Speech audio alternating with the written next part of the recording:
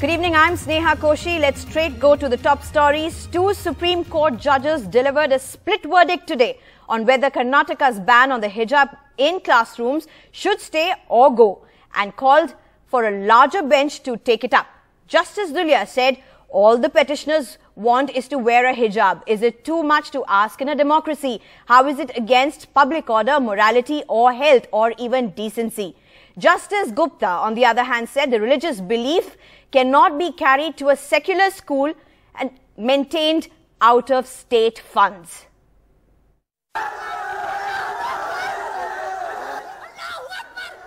The battle that broke out in Karnataka 11 months ago over whether hijabs can be worn to school has ended for now in a legal stalemate. The Supreme Court bench that was heading a batch of petitions against a Karnataka High Court order banning the hijab split down the middle. The religious belief cannot be carried to a secular school maintained out of state funds. Constitutional goal of fraternity would be defeated if the students are permitted to carry their apparent religious symbols with them to the classroom. Students have no right to be in the school in violation of the mandate of the uniform prescribed under the statute and the rules. Secularism is applicable to all citizens, therefore permitting one religious community to wear the religious symbols would be antithesis to secularism. Justice Dulia, by asking the girls to take off their hijab before they enter the school gates, is first an invasion on their privacy, then it is an attack on their dignity, and then ultimately it is a denial to them of secular education. The question this court would put before itself is also whether we are making the life of a girl child any better by denying her education merely because she wears a hijab. Under a constitutional scheme, wearing a hijab should be simply a matter of choice. It may or may not be a matter of essential religious practice, but it is still a matter of conscience, belief and expression. Amongst many facets of our constitution, one is trust. Our constitution is also a document of trust. It is the trust the minorities have reposed upon the majority. The BJP government, which was in favor of a ban, said the ban will continue till the final verdict. As a democratic government, we welcome whatever the judgment we have received today from the Supreme Court. But we had expected a better judgment because, as you know that, throughout the world, women are demanding not to wear hijab, not to wear burqa. Not just in India, hijab has hit international headlines too, where women have been fighting for the right to choose not to wear it, whereas in India the fight is for the right to wear it. With split verdict by a division bench and the presiding judge Justice Gopla retiring on Sunday, the case will now be placed before Chief Justice of India to be heard afresh by a three-judge bench. With Srija from Bangalore and camera person Sanjay Kaushik, this is Arvind Gunasekar for NDTV. And now a mob attacked a mosque in a village in Gurugram, assaulting people who were praying inside. Police have registered an FIR in the incident that happened in Bhorakan village on Wednesday night. But no arrests have been reported till today evening. Let's listen to what the police has to say. कल रात को कुछ शरारती तत्वों ने एक समुदाय विशेष की पूजा स्थल में जाके और वहाँ पे कुछ लोगों के साथ धक्का मुक्की और वो की मारपीट की है, जिसके संबंध में हमने थाना बिलासपुर में केस रजिस्टर कर लिया है और उसमें इन्वेस्टिगेशन की जा रही है. And joining me right now for more on this is my colleague Mukesh. Mukesh, so what is the latest on this? What exactly had happened on Wednesday late night? देखिए, ये गुड़गांव में पटौदी जगह है. पटौदी का एक गांव है भोड़ा कला. वहां पर 4 मुस्लिम परिवार रहते हैं और उनके घरों के पास एक मस्जिद है. एलिगेशन ये है कि जब वो मस्जिद में नमाज पढ़ रहे थे, उसी वक्त वहां पर काफी भीड़ आ गई और उस भीड़ ने जो लोग नमाज पढ़ रहे थे उनकी पिटाई की, और पिटाई करने के बाद जो मस्जिद का हॉल था जहां पर नमाज पढ़ी जा रही थी उस हॉल में ताला मार दिया। इसके बाद पुलिस मौके पर पहुंची। पुलिस ने वहां से एक हमलावर का मोबाइल बरामद किया है। हालांकि जो नमाजी हैं उनकी तरफ से जो शिकायत दी गई थी उसके बेसिस पर गुरुग्राम पुलिस ने बिलासपुर थाने में केस दर्ज कर लिया है, और इस FIR में जो शिकायतकर्ता हैं, जो कंप्लेनेंट हैं, उन्होंने कई नाम भी लिखवाए हैं, जिसमें राजेश चौहान करके है, अनिल भदौरिया है, इस तरह से कुछ लोग हैं। लेकिन पुलिस ने अभी तक किसी को गिरफ्तार नहीं किया है। पुलिस कह रही है कि वो लोगों की पहचान कर रही है और उसके बाद उनको अरेस्ट करने की कोशिश कर रही है। जी, शुक्रिया Mukesh. So my colleague Mukesh here saying that there were people inside the mosque, they were praying, and there was an attack by a mob.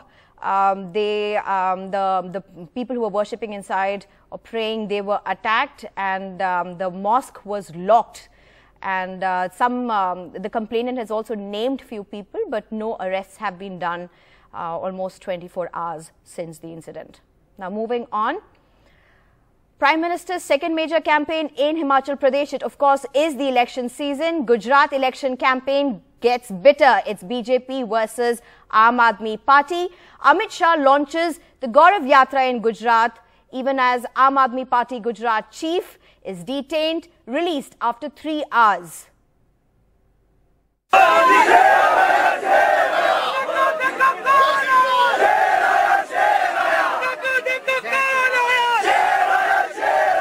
The Prime Minister opening his election campaign for the Himachal Pradesh Assembly. In his rally, Prime Minister Modi reiterated the need for continuing the double-engine Sarkar. The BJP is in power in Himachal. हमारी प्राथमिकता है लोगों के जीवन को आसान बनाना, इसलिए हम जनजातीय क्षेत्रों, पहाड़ी क्षेत्रों पर सबसे अधिक बल दे रहे हैं. In Gujarat, Home Minister Amit Shah launching the party's Gaurav Yatra to cover 144 of the 182 constituencies. As the BJP's Big Two campaigned in the election states, in Delhi, a political drama. Aam Aadmi Party's Gujarat chief from the powerful Patidar community, Gopla, Italia, detained by the Delhi police when he arrived at the office of the National Commission for Women as summoned. तो ये चिढ़ते हैं पाटीदारों से, पटेलों से चिढ़ते हैं. अब इनको लगता है कि ये पटेल का लड़का अध्यक्ष कैसे बन गया, ये नहीं होना चाहिए था. तो अब किसी भी तरीके से मुझे परेशान किया जा रहा है. उल्टी सीधी नोटिसें आ रही है, यहाँ बिठा दिया 4-5 घंटे. बताइए क्या कसूर है मेरा? Though summoned for objectionable comments, Italia wasn't detained for these comments. But because NCW chief Rekha Sharma said that Aam Aadmi Party hooligans surrounded the NCW office. Italia was summoned by the National Commission for Women for his comments made in a video from years ago. He used a Hindi abusive word and the NCW called it misogynistic. किस्म के आदमी, मुख्य वड़ा प्रधान नरेंद्र मोदी किस्म का आदमी यहाँ पे road show कर रहा है और दिखा रहा है कि कैसे मैं पूरे देश को बना रहा हूँ. The Aam Aadmi Party has not disputed the video, but says it was misinterpreted and shows that the BJP is wary of the party ahead of the Gujarat elections. The Aam Aadmi Party says that the BJP couldn't dare to get Italia arrested in his home state in Gujarat, and that is why they called him to Delhi. Though not denying the authenticity of these videos, the Aam Aadmi Party says that these comments were made before Italia joined AAP and they're resurfacing only to target him ahead of the Gujarat polls that are due later this year. The BJP claims the reverse. ऐसे व्यक्ति की जगह गुजरात या कहीं होने की बजाय jail में होनी चाहिए. In Gujarat, where the BJP won only 99 seats in the 2017 elections, the first after Modi became the Prime Minister, Shah made an open prediction for 2022. Gujarat की जनता एक धारी भारतीय जनता पार्टी ने विजय अपावती रही છે. આજે આ બધા પત્રકારોની વચ્ચે હું કહીને જઉં છું, 2022 માં ફરી એકવાર 2/3 बहुमतीથી વધારે बहुमतीથી ભારતીય जनता पार्टी ની सरकार बनी. Only days ago, Prime Minister Modi was in Gujarat to launch a spate of development projects, including the third edition of the Vande Bharat train between Gandhinagar and Mumbai. In New Delhi with Sanket Upadhyay and camera person Xavier Thomas, Priyanshi Sharma for NDTV. And in some good news for India, IMF chief has said India is a bright spot on the dark horizon in reference to the Indian economy. India's growth is underpinned by structural reforms and that India is a fast-growing economy even during these times. India deserves to be called a bright spot on this otherwise darker horizon because it has been a fast-growing economy even during these difficult times. But most importantly, this growth is underpinned by structural reforms. And ahead of the crucial by-elections in Mumbai, a big relief for Uddhav Thackeray's party candidate. Just a day to go for nominations in the crucial Andheri East by-election in Mumbai and a court clearance for Uddhav Thackeray's party candidate ordering the City Municipal Corporation to accept the resignation of Rutuja Latke by Thursday morning 11 a.m. Ms. Latke, who works in the BMC as a clerk, had to resign from her government job to contest the elections. But despite having given her resignation over a month ago, it hadn't been accepted. Her lawyer argued for political reasons. The BMC argued they hadn't received the letter in the correct format originally and will decide within a month. The court overruled this. मुझे ऐसे उम्मीद थी कि मैं as a employee आप सब मुझे help करोगे और ये निवडणूक के लिए मुझे आपसे ही सपोर्ट मिलेगा लेकिन ऐसा कुछ हुआ नहीं इसलिए मुझे इधर आना पड़ा शिवसेना उद्धव बाळासाहेब ठाकरे और मशाल या चिन्हावरच मी निवडणूक लढविणार. This, as Uddhav Thackeray wrote to the Election Commission today, alleging major bias in allocations of party names and symbols, alleging bias in favor of the rival Eknath Shinde camp in deciding party symbol and names. His faction is now being called the Shiv Sena Uddhav Balasaheb Thackeray, while the Shinde faction is Balasahebanchi Shiv Sena. प्रत्येक गोष्ट आपल्याला कोर्टात जावं लागते. मैदान मिळालं पाहिजे, कोर्टामध्ये जा. अरे हिम्मत असेल तर मैदानात या ना तुम्ही.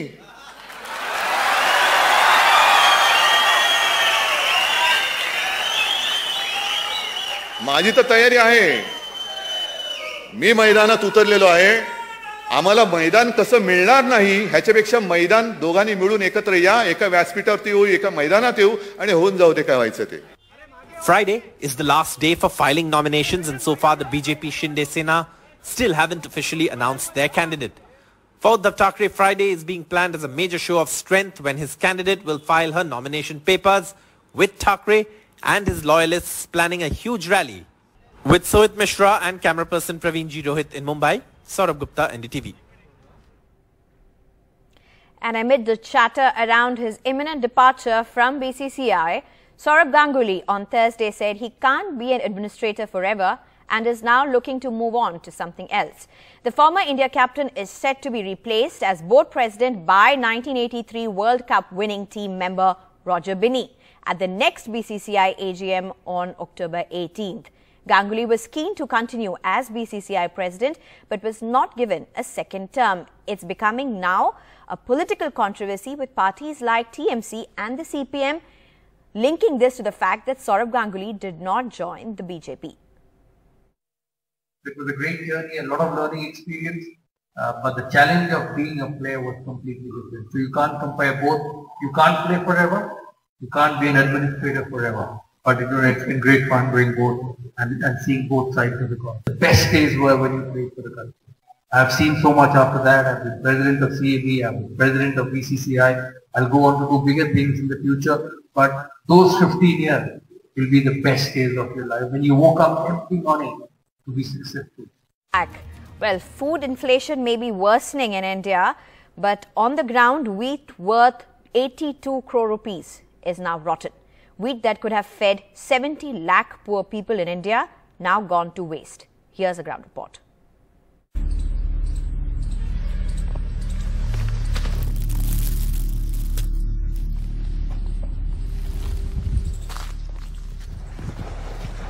The story of rotting wheat, which could have fed 70 lakh poor in India, begins here. At this open government warehouse in Haryana's Kaithal, thousands of sacks of rotten wheat lying here for 2 years. ये हरियाणा सरकार के अपने गोदाम है। हरियाणा सरकार हर साल रबी और खरीफ की फसलें की खरीद करती है उसमें। और ये हम एक जगह खड़े हैं। ऐसे बहुत सारी जगहें हैं जहाँ पर ये अनाज सड़ता है और हर साल सड़ता है, लेकिन अब की बार ज्यादा तादाद में सड़ा हमारी निगाह में अब की बार आ गया। The story continues to another government warehouse 5 kilometers away. A team from the Food Corporation of India is here to assess the rotting wheat. They say they have written to the Haryana Food Department several times, warning them of the condition of the wheat here, but have got no response. इसकी कार्यवाही concerned state agency के जो in charge होंगे, state agency उन पे लेगी। ये FCI केवल इसकी कैटेगरी डिसाइड कर सकती है, सुपरवाइज कर सकती है। अगर अच्छा होता तो हम सेंट्रल पूल में इसको शामिल करते। चूंकि ये कैटेगरी ह्यूमन कंजप्शन के लिए अब नहीं है, तो इसलिए हम इसको सेंट्रल पूल में नहीं ले सकते। But can the FCI escape its own responsibility by blaming the Haryana Food Department? According to the person in charge of the warehouse, they have been telling the FCI to pick up the wheat for 6 months. ये तो main तो FCI की है। 2.5 साल तक वहाँ माल पड़ा रहा। पिछले साल 1.5 लाख कट्टा उसी प्लेटी से गया है। ओपन सेल में गया, प्राइवेट पार्टियां लेके गई हैं। A total of 42,000 metric tons of wheat went to waste in 4 districts of Haryana this year. This could have been distributed 5 kg per family and fed 70 lakh people. The wheat was worth 82 crore rupees. The district magistrate of Kaithal has now constituted an inquiry committee.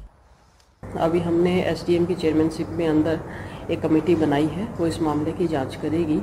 संज्ञान में आया है कि 2 साल पहले जो purchase हुई थी वो सारी पानी के अंदर भीग गई थी, प्रॉपर तिरपाल वगैरह से कवर नहीं किया, इसलिए वो खराब हो गई है। This story of rotting wheat is perhaps an indication of why, despite surplus production of food grains, India is still at the 100th spot on the hunger index. With Ravish Ranjan Shukla and Sunil Ravish from Kaithal, Sneha Koshi for NDTV.